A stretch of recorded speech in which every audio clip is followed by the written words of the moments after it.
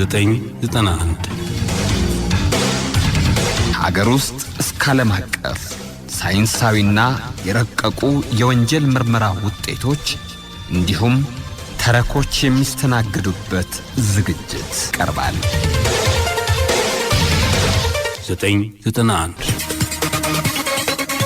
ሰላም እንደምን ሰንብታችኋል? የተከበራችሁ አድማጮቻችን በእያላችሁበት የከበረ ሰላምታችንን እናቀርባለን። በወንጀል የምርመራ ስራዎች ላይ ትኩረት የሚያደርገው ሸገር 991 የዛሬው ነው ተጀምሯል። እዚሁ አዲስ አበባ ከተማ የተፈጸመ የወንጀል የምርመራ ታሪክ ነው። ርዕሱ የተቆረጠው እጅ የማን ነው የሚል ነው። የያኔዎቹን የፖሊስ መርማሪዎች ጠንካራ ስራ ለማውሳት ነው ታሪኩን የመረጥነው። ክፍል 1ን እናቀርባለን። ግርማ ፍሳኔ። የተቆረጠው እጅ የማን ነው? ክፍል 1።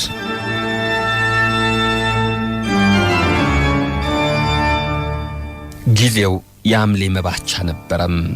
የልደታ ሰሞን በመሆኑ ያለ ወትሮው በስድስተኛ ፖሊስ ጣቢያ በዛ ያሉ ክሶች ቀርበዋል። ክሶቹ ለፖሊሶቹ የተለመደ ነው። ጠጥቶ አልከፍልም፣ ሰክሮ መጠጥ ቤት ረበሸ፣ ባለቤቴ ጠዋት እንደወጣ ሳይመለስ ቀረ፣ ሌላም የኔ የመሳሰሉት ክሶች በዚያ ቀን ቀርበዋል። በአዲስ አበባ ከተማ ውስጥ ጭቅጭቅ የማይበዛበት ጣቢያ ስድስተኛ ፖሊስ ጣቢያ ሲሆን በዚያ ቀን ግን ያልተለመደ አንድ አስደንጋጭና አስቸጋሪ ክስ ቀረበ።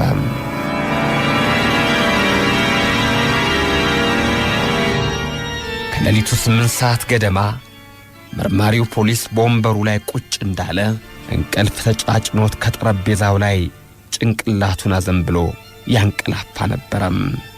በዚህ መሃል የዕለት ሁኔታ ጸሐፊ እየበረረ መጥቶ መርማሪው የተደገፈበትን ጠረጴዛ በኃይል ሲመታው መርማሪው ነቃ። ምን ሆነሃል ሲለውም ትጠራለህ አለው። እንቅልፍ ያቦዘነውን አይኑን እያሻሸ የካፖርቱን ኮሌታ አስተካክሎ ንቁ መስሎ ለመታየት ሮጠም። ወደ ተረኛው መኮንን ቢሮም ገባም። ቢሮው በሰው ተሞልቷል። ግን ተሽሎክልኮ ገብቶ አቤት መጥቻለሁ ጌታዬ አለም። በፊታቸው ካለው ጠረጴዛ ላይ ያለውን የተቆረጠ እጅ እያሳዩ ይታያል አሉት። ስብዓትላ የማን ነው ቁራጭ? ማን ነው እጁን የቆረጠው? ብሎ አይኑን አፍጥጦ በማየት ጠየቃቸው። መቶ አለቃው ሳቅ ብለው ስማ፣ ሳትደናገጥ የራስን ጥያቄ ራስ እንድታጣራው ነው የጠራሁ አሉት። እርግጥ ያለ ወትሮ ደንግጧል። በ10 ዓመት የፖሊስ አገልግሎት ዘመን ውስጥ እንዲህ አይነት ሁኔታ ሲገጥመው ይህ የመጀመሪያው ጊዜ ነበረም። እኮ ምን እናድርግ ሲል ለአለቃው እንደገና ጥያቄ አቀረበም። መቶ አለቃው ሁኔታውን ለማጣራት የተጣደፉ ይመስላሉ። ወደ አንድ ቦታ ስልክ ደወሉ። ተጠሪው እስኪያነሳ ድረስም ለመርማሪው ትእዛዝ ሰጡት። ይህን ምርመራ በጥንቃቄ እንድታጣራ ላንተ ሰጥቻለሁ። በዚህ ምርመራ ላይ የመጀመሪያ ተግባር የእጅ የማን እንደሆነ ማወቅ፣ ከዚያም በሐኪም በኩል የሚቻል ከሆነ ለባለ እጁ ተመልሶ እጁ በሚቀጠልበት ሁኔታ መነጋገር አለብህ። ደግሞ ለምን እንደተቆረጠ ሁኔታውን መርምረ ፍሬ ነገሩን ማጣራት ነው። ገብቶሃል አሉት። መኮንኑ ስልክ የደወሉት ለአለቃቸው ስለነበረ ስለተቆረጠው እጅ ካለቃቸው ጋር ተነጋገሩም። ከዛም ድጋሚ ሌላ ትእዛዝ ለመርማሪው ሰጡት። መኮንኑ ቁራጩን እጅ ይዘው ወደ ሆስፒታል ሲሄዱ መርማሪው ደግሞ እጁን ያቀረቡትን ሰዎች ቃል ይቀበል ነበረም። መኮንኑ ወደ ሆስፒታል የሄዱት ምናልባት እጅ የተቆረጠበት ሰው ቢገኝ በሐኪም ጥበብ የሚቻል ከሆነ ለባለ እጁ ተመልሶ በሚቀጠልበት ሁኔታ ላይ እንዲገኝ መሞከር፣ ከዚህ ጋር ደግሞ ለምን እንደተቆረጠ ሁኔታውን መርምሮ ፍሬ ነገሩን ማጣራት ነው። ግን አጥጋቢ መልስ ሳያገኙ ቀሩም። ተረኛ ዶክተሩ ተጠርቶ የተቆረጠውን እጅ ከተመለከተ በኋላ የኔ መሰለ ሁኔታ አጋጥሞን ስለማያውቅ እጁ ሳይደርቅ ለብዙ ጊዜ የምናስቀምጥበት ልዩ ቦታ የለንም። የእጁ አቆራረጥ ከአንገቱ በላይ ስለሆነ የመቀጠል ተስፋው ከ101 እጅ ብቻ ነው ሲል መልስ ሰጠም። ሆኖም በሐኪሙና በፖሊሱ መካከል የነበረው ሌላ ክርክር ምርመራ እስካላለቀና ባለ እጁ እስኪታወቅ ድረስ ቁራጩ እጅ በሆስፒታል የማስቀመጡ ጉዳይ ነበረም። የኛ ዓላማ የታመመን መርዳት እንጂ የአጽም አደር አስቀማጭ አይደለንም ብሎ ሐኪሙ አጠንክሮ ተከራከረ። ፖሊስ ደግሞ እጁ እንደ ኤግዚቢትነት የሚቆጠር ስለሆነ በፍርድ ቤት እስኪወሰን ድረስ የግድ ማስቀመጥ አስፈላጊ መሆኑንና በአጭር ጊዜ ውስጥ እጁ የተቆረጠበት ሰው ቢገኝ ምናልባት የመቀጠል ሁኔታ ቢሞከር ጠቃሚ ስለሚሆን ነው የሚል ነው። በሁለቱ መካከል አለመግባባት ተፈጥሮ ሁኔታው ለበላይ ውሳኔ በስልክ ተላለፈ። ውሳኔው እስኪሰጥ ድረስ የፖሊስ ጣት አሻራ አንሺዎች ተጠርተው የተቆረጠው እጅ አሻራ ተወሰደ።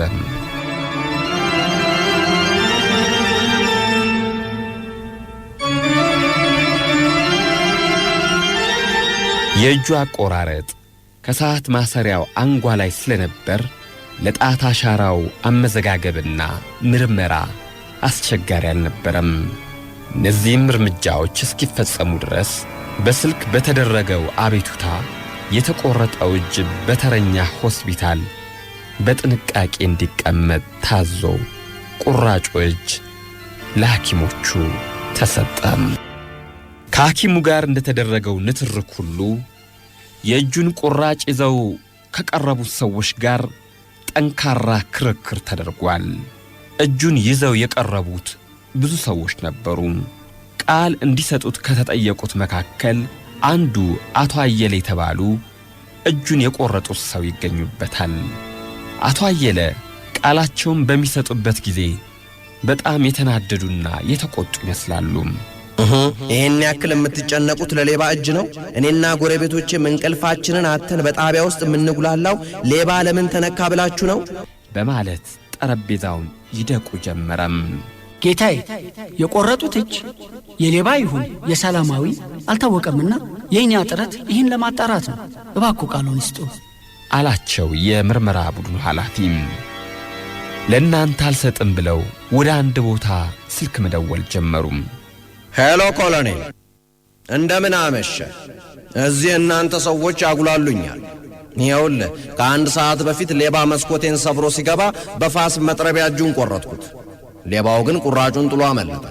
እኔም ፖሊስ እንዲያውቀው ብዬ ይዤ ብቀርብ እጅ ተገኝቶብሃልና ተከሳሽ ነህ ቃልን ስጥ እያሉ ለእርዳታ የደረሱልኝን ሰዎች ሁሉ አስረው ያጉላሉናል። መቼ ይሄ ብቻ፣ ለሌባው አግዘው እጁ እንዲቀጠል ሁሉ እየደከሙ ነው። ለካ እንደዚህ ኖራችኋል እንዴ ኮሎኔል? እያሉ አምርረው ብዙ ቃል ተናገሩም። ቅሬታውን የሰሙት ኮሎኔል ከምርመራ ቡድኑ ኃላፊ ጋር በስልክ ተነጋገሩ። ኃላፊው ለኮሎኔሉ ሁኔታውን አስረዳ። ይህንን ለእርሱ የሰጡትን ቃል እንኳን እንዲሰጡ ይምከሩልን ሲልም ጠየቃቸው።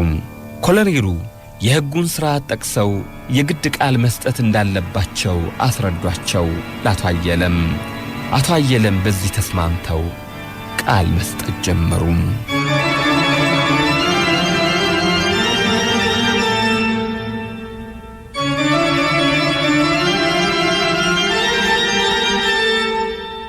አቶ አየለም ውሸት የማይወዱ ሰው ይመስላሉ። ስለ ሌባ የድሮውን ሕግ እያነሱ ያደንቁና የዛሬውን ይነቅፉ ነበረም። ሌባን መግረፍ፣ እጁን መቁረጥ ጸጥ ለጥ ያረጋል። እጃቸውን ጨብጠው ጠረጴዛቸውን እየደቁ ለመርማሪው ይነግሩታል።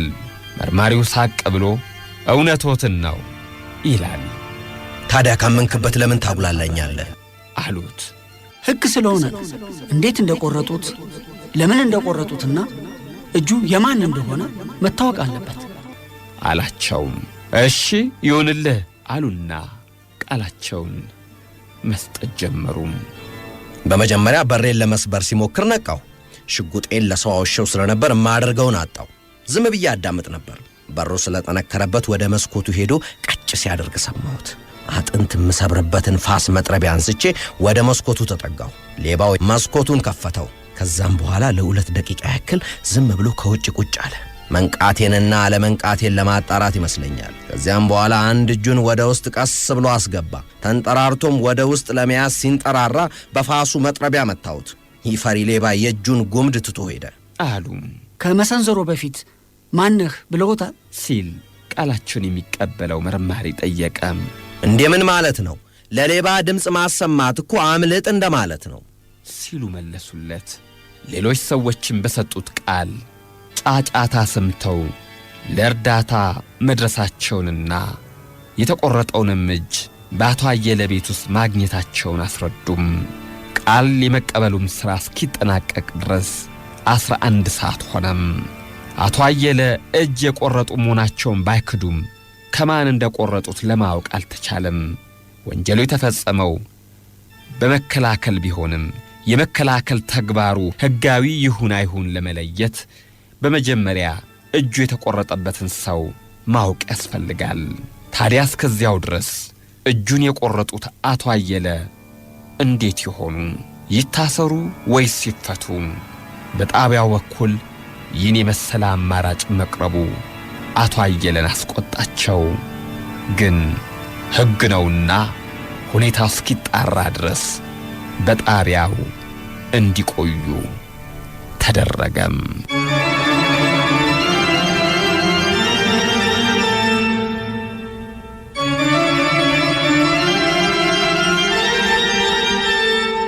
እጄ ተቆረጠብኝ ብሎ ለማመልከት የቀረበ ሰው አልተገኘም።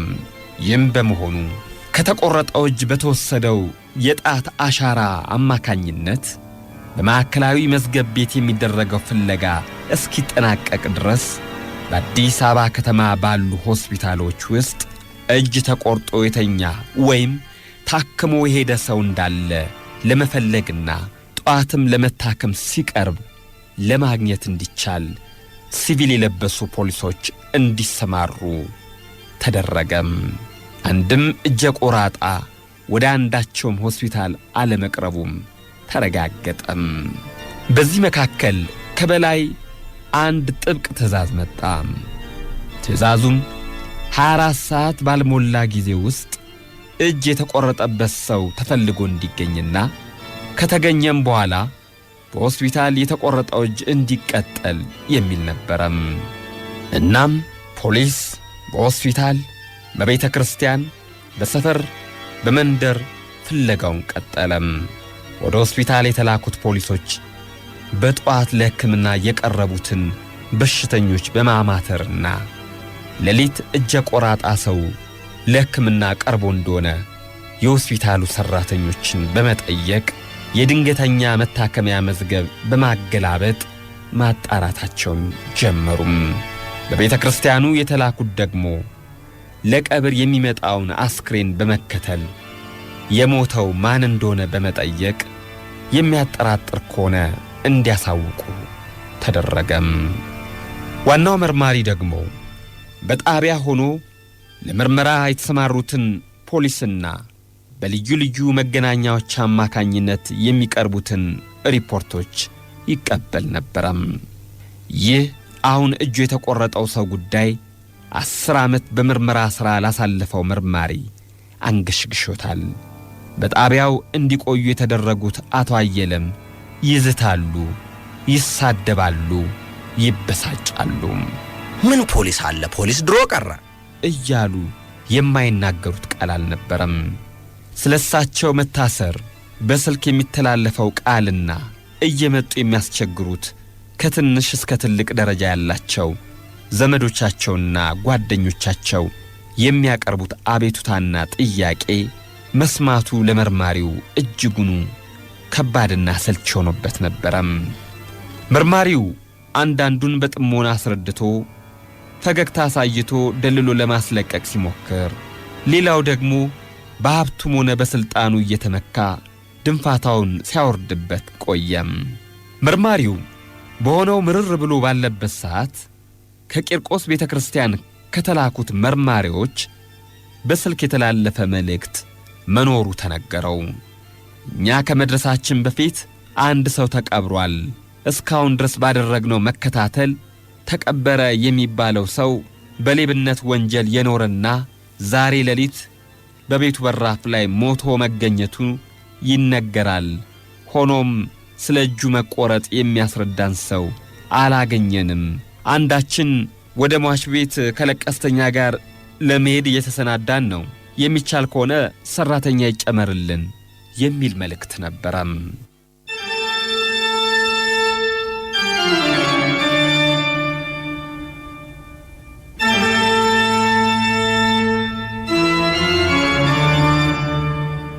መርማሪው የተላከለትን መረጃና የቀረበለትን ጥያቄ ካዳመጠ በኋላ ነገሩ አጠራጣሪ ቢሆንም ተጨማሪ ሰራተኛ መላኩ ጠቃሚ ሆኖ አላገኘውትም።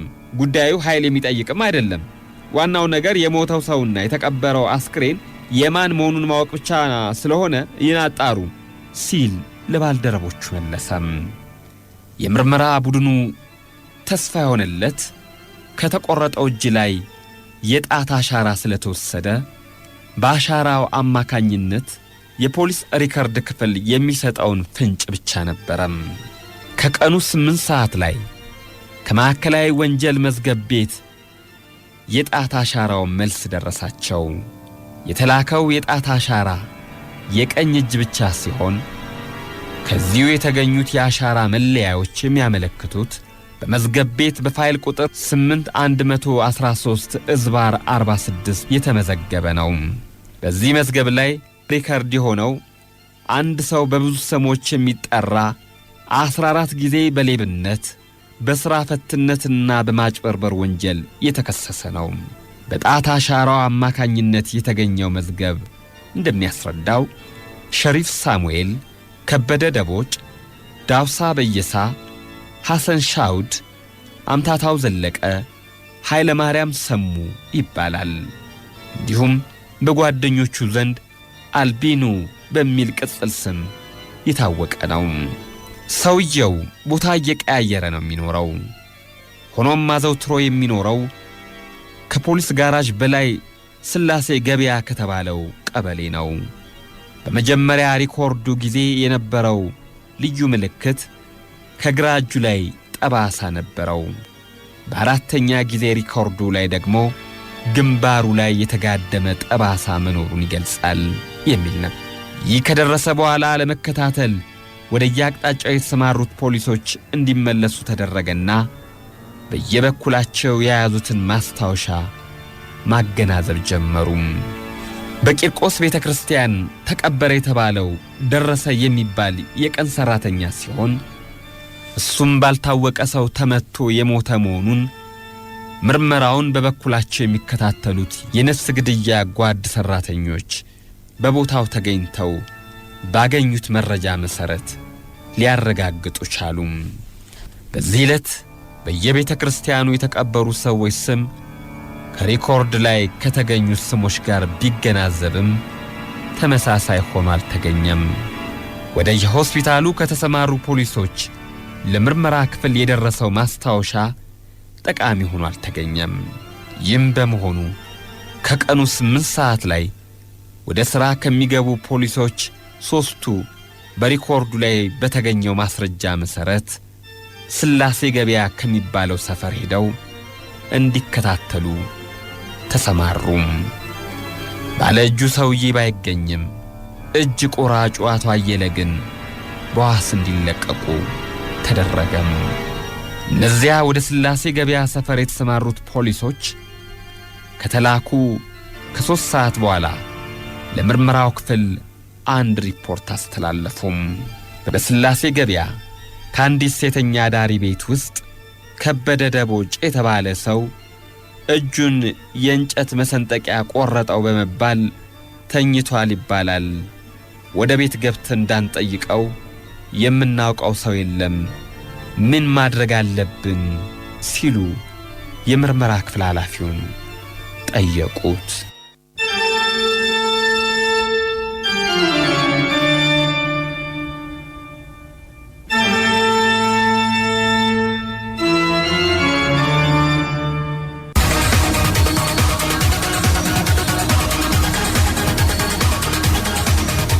እንግዲህ የተከበራችሁ አድማጮቻችን የዛሬ ፕሮግራማችን ተጠናቀቀ። ሳምንት የተቆረጠው እጅ የማን ነው? ዛሬ የጀመርነውን ታሪክ ክፍል 2ና የመጨረሻውን ይዘን እንቀርባለን። የፕሮግራሙ አዘጋጅና አቅራቢ ግርማ ፍስሐ ነኝ።